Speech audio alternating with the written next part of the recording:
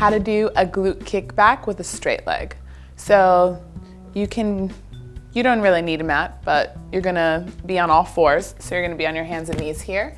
Just make sure that, again, your back is flat, your abs are nice and tight, so there's no arch or curve in your back like that. Keep the abs engaged so there's no pressure in the lower back. You're gonna start off with one leg, whichever leg. Straight leg, your toe is pointed, the leg is long, and you're just gonna take that leg down, tap the floor, and bring it up.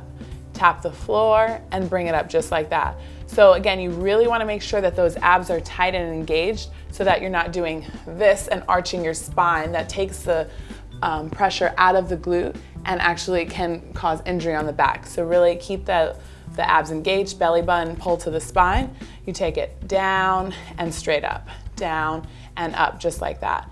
And you can do 10 to 12 on each side. You're gonna feel this right away because it's really gonna focus on just the glute. So you just take it up, down, down, just like that. And then the same thing on the other side. That leg is straight, toe is pointed, leg is long, abs are tight, back is flat. You just take it up and down, just like that. Also, you wanna really make sure that whichever side you're working, if you're working that right side, really think about focusing most of your weight on the right side of your body.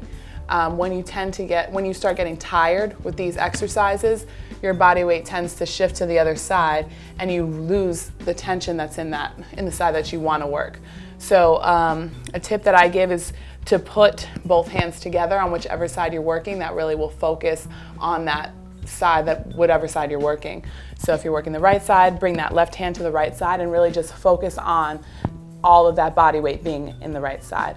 So you can focus on that right glute. And that's how you do a glute kickback with a straight leg.